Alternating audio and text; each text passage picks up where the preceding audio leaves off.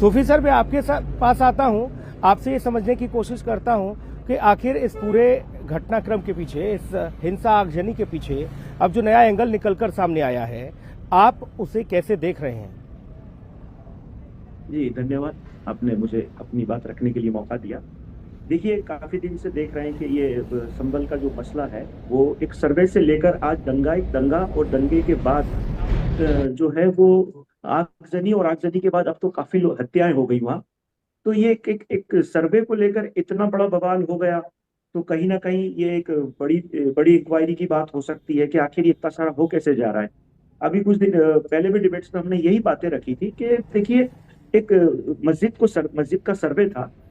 20 तारीख, शायद 19 तारीख को सर्वे किया गया, फिर 20 तारीख को सर्वे किया गया। तो 20 तारीख का जो सर्वे था वहां उसमें पब्लिक, पहले तो ये बात हुई कि वहां पब्लिक जमा कैसे हो गई, इतनी पब्लिक कैसे जमा हो जाती है, और इतनी पब्लिक जमा होने के बाद प्रशासन ने वहां क्या पगले ली, प्रशासन ने वहां क्या कदम उठाए, ये भी एक बड़ी बात है। और हथियार हथियार आ गए। बड़ी बात तो यह है कि वहाँ फायरिंग होती है पर्सनल। अब पुलिस तो ये कह रही है कि मरने वालों को पुलिस की गोली नहीं लगी, तो फिर वो फायरिंग कैसे हुई और किसने वो फायरिंग की और उसके किसके तहत लोग मारे गए। आज देखिए, हम अगर हिंदू मुस्लिम की बात ना करें, मस्जिद मंदिर की बात ना करें, हम आज जो मर गए, जो मर चुके हैं, वो बच्चों की बात करें, वो किसी न किसी के गरीब घर के बच्चे होंगे। वो एक भीड़ के तहत लोगों, जिसने भी ये किया है कि अभी जो फिलहाल में आप जो ये डिबेट हमारी हो रही है इसके अंदर तुर्क बनाम पठान का जो चर्चा है, तो इनके वर्चस्व के अंदर मर कौन गया? आखिर गरीब बच्चे मारे गए। हम हिंदू मुस्लिम ना करें, उनका सोच है कि उनके वर्चस्व के अंदर आज कौन पिस रहा है? आम आम पब्लिक पिस गई इसके अंदर। और सबसे बड़ी बात ये कि ये हमारा ऐसा महान देश, जहां आज हम सदियों से एक साथ हिंदू मुस्लिम सिख ईसाई, हम एक एक ताने बाने में घुट के बैठे हुए हैं, वहां आज ये ऐसी बातों से क्या हो रहा है कि एक एक से विश्वास खत्म हो रहा है हमारा। छोटी छोटी बातों को इतना बड़ा आज बनाया नहीं, जा ये रहा है तो कि कौम हमारा के आपस में अंदर जंग विश्वास छिड़ी खत्म है, हो ये जाएगा। बताया जा रहा है। ये कौम के अंदर ही जंग छिड़ी है हाँ, हो सर, ये तो कौम सकता है के कि अंदर ये जंग छिड़ी है, ऐसा बताया जा रहा है भाई। हाँ, ये दो लोग हाँ, हैं, कुछ हो देखिए, सकता है। एक माननीय विधायक हैं, एक माननीय सांसद हैं। बताया जा रहा है इन दोनों जी के ही वर्चस्व की लड़ाई है, जिसमें बाकी सब लोग पिस रहे हैं।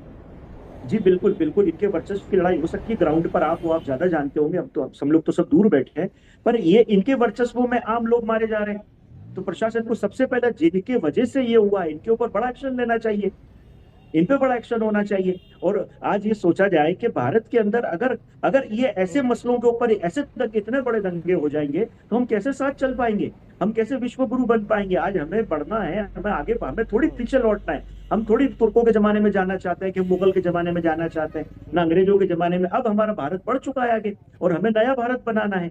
तो अगर हमें नया भारत बनाना है, तो हमें ये जो तस्वीरें हैं, ये तस्वीर अफगानिस्तान में होती तो ठीक थी, सीरिया सीरिया में होती तो नजर ठीक थी, पर ये हमारे भारत में हो रहा है। ये बड़ी दुख की बात है। और हम सूफी संतों को तो बड़ी दुख होता है कि ये बड़ा दुख होता है कि भारत जैसे इतने महान देश, ये सूफी संतों का देश है, महात्माओं का देश है, वहां इस किस्म की जो है अराजकता हो जाती है, इस किस्म की हत्याएं हो जाती है। वो यूपी हो या बिहार हो, बंगाल हो, पंजाब हो, हरियाणा हो, दिल्ली हो, क्या है आखिर? ये हो क्या रहा है हमारे देश में? ये तो बहुत बड़ी साजिश के तहत भारत को तोड़ा जा रहा है। भारत के अंदर ये अराजकता फैलाई जा रही है। सूफी सर, आपने एक बड़ा संदेश जरूर दिया, हालांकि आप हमेशा एक बड़ा संदेश देने का काम करते हैं समाज को, लेकिन आज आप रावत सर के रंग में रंगे हुए नजर आ रहे हैं हिंदी खबर पर। ये एक बड़ा मैसेज, बड़ा एक संदेश आप दे रहे हैं। जी देखिए, हमारा तो काम ये है कि हमको जोड़ के रखना है, हम तोड़ने वाली नीति में नहीं है भाई। बाकी लोग तो राजनेता लोग हैं। अब राजनेता का मामला अलग होता है, धार्मिक लोगों का मामला अलग होता है। हमारा तो ये मकसद है कि जैसा देश मेरा है ऐसा हमेशा रहे, और हमेशा कायम रहे, हमारी एकता अखंडता कायम रहे। ये ऐसे अगर हम विश्वास खो देंगे, ऐसी सी बातों में अगर हम विश्वास खो देंगे, तो कैसे हम आगे कर पाएंगे? हम देश को कैसे आगे ले पाएंगे?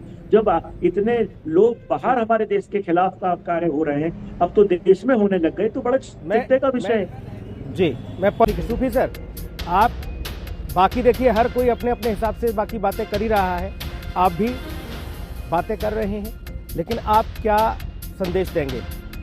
आप ऋषिराज महाराज जी जो मंदिर है, मंदिर था, मंदिर रहेगा, उस पर आप बात रखेंगे, या मस्जिद थी, मस्जिद है, मस्जिद रहेगी? जिया और रहमान वर्क ने कहा जल्दी से सर। मस्जिद और मंदिर का ये दोनों मुद्दा, जब मुद्दा कोर्ट में चला गया है और कोर्ट सर्वे करा रही है, तो कोर्ट भारत में सर्वोपरि है। तो फिर हम यहाँ बैठ कर कैसे कह सकते हैं कि मैं इसे मंदिर कह दूं या मैं इसे मस्जिद कह दूं? अगर कोर्ट ने इसको सर्वे में ये पा लिया कि अगर वो मंदिर था तो ठीक है, और अगर कोर्ट इसे नहीं मानता कि मंदिर नहीं था, क्योंकि लड़ाई कोई छोटी लड़ाई थोड़ी है, अभी तो कोर्ट में स्टार्ट हुआ, इसके ऊपर हाई कोर्ट है, इसके ऊपर सुप्रीम कोर्ट है, काफी लंबी लड़ाई है ये। तो जब कोर्ट सर्वे पर ही है तो इसके अंदर मेरा मानना या आपका या मेरे जो साथी है इनका मानना कोई अहमियत रखता नहीं है भारत में संविधान के तहत। बिल्कुल और सर, कहीं ना जितनी कहीं आसानी आपकी से आपने रिपोर्टिंग को मैं- समझा और समझाया लोगों को कि ये मामला अदालत में विचाराधीन है, अदालत तय करेगी, यही बात अगर सियासतदानों को समझ में आ जाए, यही बात इन सियासी सूरमाओं को समझ में आ जाए, यही बात उन वर्चस्वधारियों को समझ आ जाए, तो फिर इस तरह की हालात, इस तरह के तनाव, इस तरह की आगजनी, इस तरह की हिंसा उत्पन्न हो ही न पाए। लेकिन उनको ये बात नहीं समझ आती, क्योंकि कहते हैं ना, उनको ये बात समझ नहीं आती, सियासत कहीं उनकी खिसक तो नहीं जाती, ये वाली स्थिति है। बहुत शुक्रिया सर, आप सभी मेहमानों ने बहुत अपना कीमती वक्त दिया हिंदी खबर को, बहुत धन्यवाद। ग्राउंड जीरो से, संभल से लाइव बुलेटिन, ये खास कार्यक्रम में इतना ही। खबरें लगातार जारी हैं, आप बने रहिएगा हिंदी खबर के साथ। नमस्कार।